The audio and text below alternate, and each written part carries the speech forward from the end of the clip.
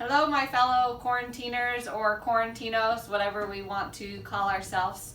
I'm here to give you Thursday's workout, so let's go ahead and start by going over the board. Today's going to be a fairly high rep workout, but with only 3 movements. So we're going to start with 100 bent over rows, then we're going to move to 150 weighted sit-ups, and then we'll finish the workout with 75 snatches, and this will be all for time. Okay, so let's go over each of these movements and talk a little bit about what options you might have for at home. Okay, so we're going to start with 100 bent over rows. So you can either use a bar if you have a bar at home, or you can use a backpack, or a weighted plate as well would be a good option.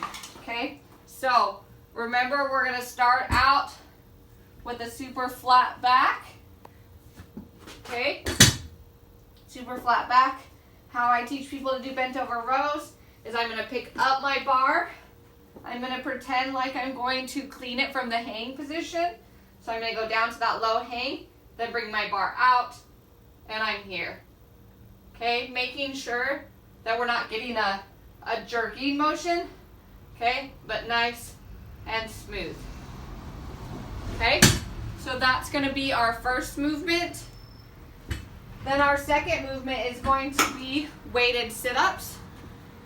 So I'm going to take just my 25-pound plate here. What we have recommended on the board is a 53 and a 35, so that would be like our kettlebell weights. Okay, so if we had a kettlebell, we would hold that here. And if you have an ab mat, you're going to put that right behind you. Okay, our feet are going to be together in that butterfly position. I'm going to be here. Okay, and then I'm going to sit up. Okay, if I have a kettlebell, I'm going to kind of hold that on the top of my chest. Okay, so that's going to be our sit-ups.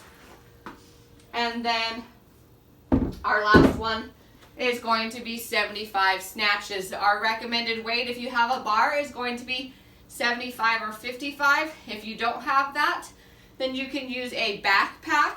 Now, remind you, with a backpack, your grip is going to be a little bit more narrow than what you would in a snatch if you were using a bar.